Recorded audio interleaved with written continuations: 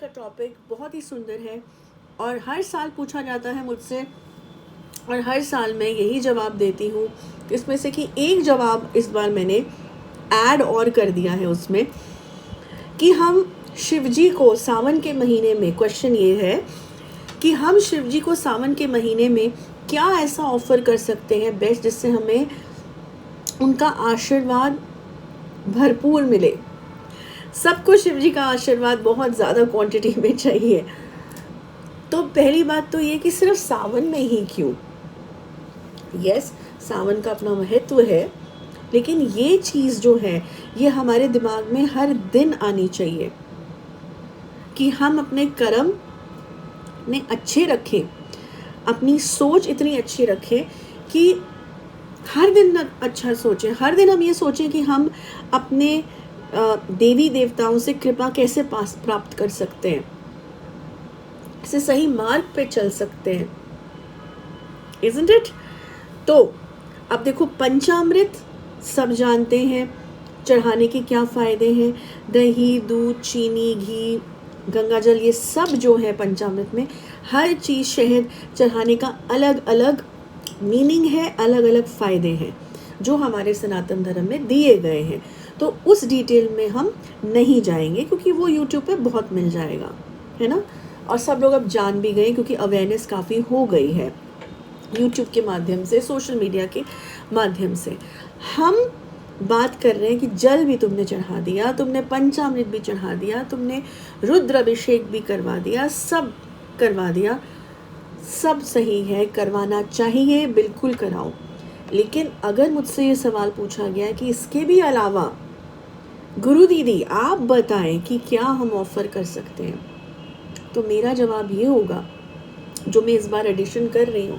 Generally ये हम personal उसमें चीज़ों को बताते हैं, बट क्योंकि समय ऐसा आ गया है कि ओपनली भी बोलने में से कोई डर नहीं है। अपनी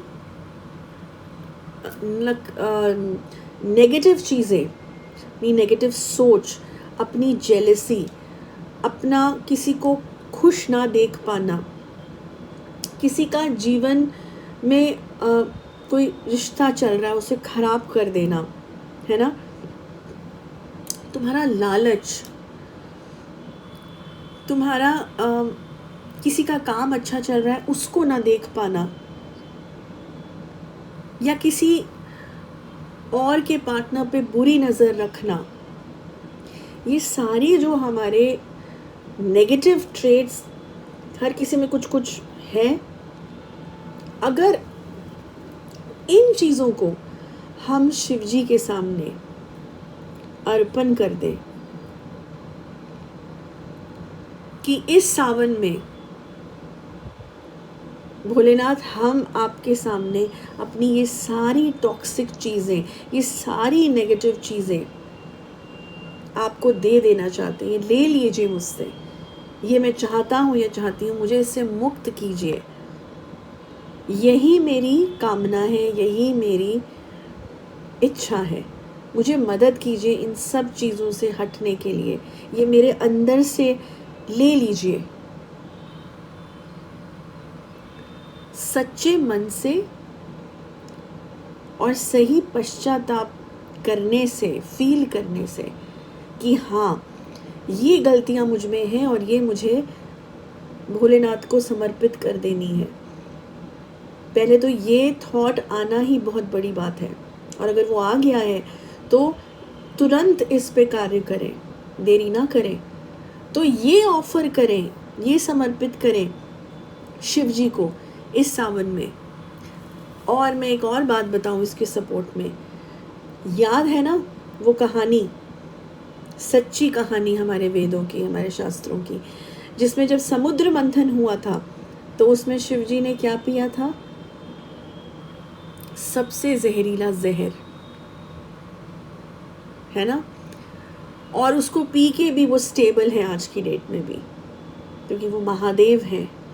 तो जब वो क्षमता रखते थे और रखते हैं उस जहर को भी संभालने की, इतनी जहरीली चीज़ को संभालने की, तो क्या तुम्हारे अंदर के जहर को जहरी तो हुआ ना नेगेटिव चीज़ें। अब वो कुछ भी अलग अलग नाम ले लो उन नेगेटिव चीज़ के, लालच, ईर्ष्या, द्वेष, सब चीज़ें, क्या वो उसको नहीं संभाल सकते? बहुत छोटी चीज़ है उनके लिए। लेकिन बड़ी चीज़ क्या है तुम्हारे लिए?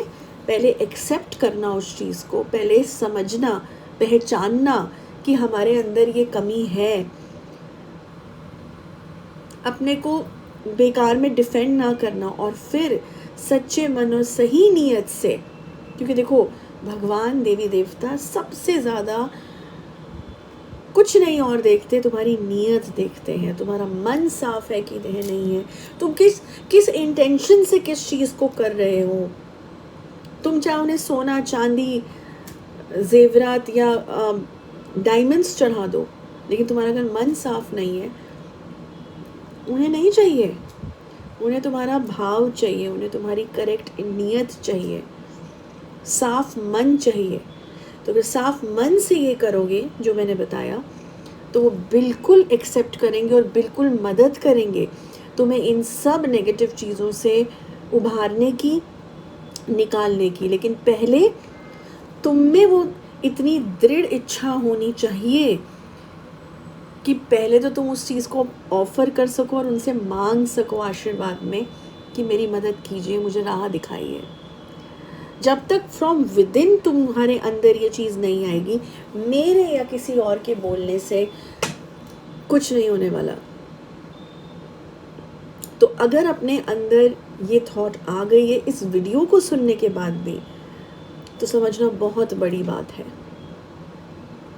और अगर अभी नहीं भी आ रही है, तो कम से कम इस चीज़ को रिजेक्ट मत करना। अगर अभी पूरी तरह से समझ में नहीं भी आई, रिजेक्ट मत करो इस चीज़ को। समय के साथ समझ में शायद आ जाए, शायद वो अभी समय तुम्हारी ज़िंदगी में नहीं आया कि तुम इस लेवल पे या इस लेवल की बात समझ सको जो मैंने आज तुम्हें बोली है। कोई बात नहीं, लेकिन इसको नकारना मत, इसको ध्यान में रखना। कई बार कहते हैं ना, समय से पहले कुछ भी नहीं पॉसिबल है। कितना भी तुम्हें ज्ञान मिल जाए, अगर तुम्हारा सही समय या तुम्हारा समय नहीं आया उस सफरिंग से निकलने का, तब तक तुम उस चीज़ को समझ भी नहीं पाओगे, कितनी भी ज्ञान की बात तुम्हारे सामने क्यों ना बोल दी जाए।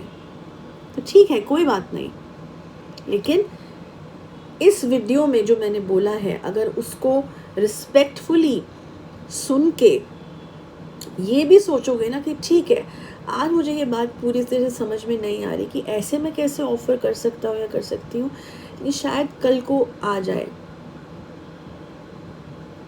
मैं इसका मतलब समझ पाऊँ, तो भी ये बहुत बड़ी बात है।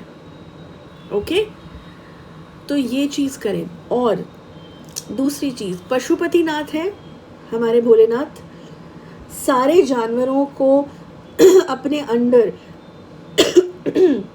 Sorry, I have bad throat, अपने शेल्टर में ले रखा है। तो जब अपने शेल्टर में ले रखा है भोलेनाथ ने, तो उसका क्या अर्थ हुआ कि सब जीव एक समान है, सबको जीने का उसी तरीके का हक है। तो हमारा ये फ़र्ज़ बनता है कि हम रिस्पेक्ट करें हमारे जानवरों की, चाहे वो डॉग्स हों, चाहे वो गाय गौ माता हो, चाहे जितने भी हमारे जीव हैं। ऐसा तो नहीं करना है बिल्कुल भी, जो हो रहा है इस कलयुग में, जो बहुत गलत हो रहा है कि जानवरों के लिए कोई स्पेस नहीं है, नफ़रत भर गई है लोगों के मन में। सिर्फ अपनी ज़मीन, अपना घर, अपना फार्म हाउस, लैंड लिए जा रहे हैं, उनकी बेचारों की जगह छीने जा रहे हैं।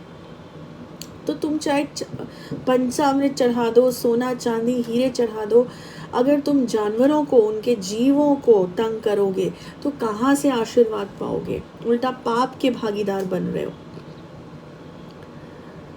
तो ये तो बिल्कुल अर्जेंट बेस पे स्टॉप कर दो।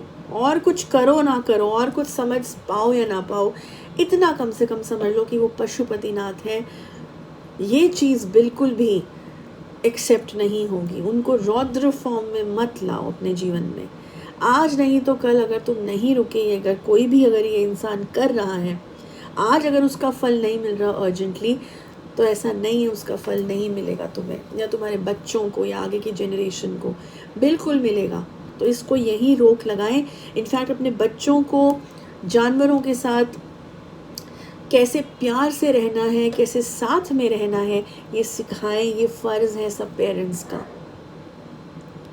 ओके, तो सावन का महीना ही क्यों, हर दिन ये सोच होनी चाहिए, हर दिन ये मन में आना चाहिए, अपने को बेटर करना, अपने अंदर से नेगेटिव चीज़ों को निकालना। तभी तो तुम अगर कोई तुम भगवान के रास्ते पे चलना चाहते हो या डिवाइन चीज़ों को महसूस करना चाहते हो, कैसे होगा?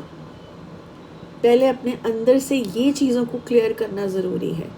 मैं ये नहीं कह रही जहाँ गलत है वहाँ पे भी शांत रहो, लेकिन अगर कुछ गलत है तो खुद तो गलत मत करो, गलत को समझने की तो कोशिश करो, मानने की तो कोशिश करो। तो सावन में ये ऑफरिंग दे भोलेनाथ को, बिल्कुल वो तुम्हारी मदद करेंगे और बिल्कुल आशीर्वाद भी देंगे। ओके, फेथ को, अपने विश्वास को अपने उजागर रखना, पेशेंस रखना, सही रास्ते पे चलते रहना। ओके, इतना ही इस वीडियो में। जय माँ काली, जय कृष्ण काली माँ, जय माँ कामाख्या।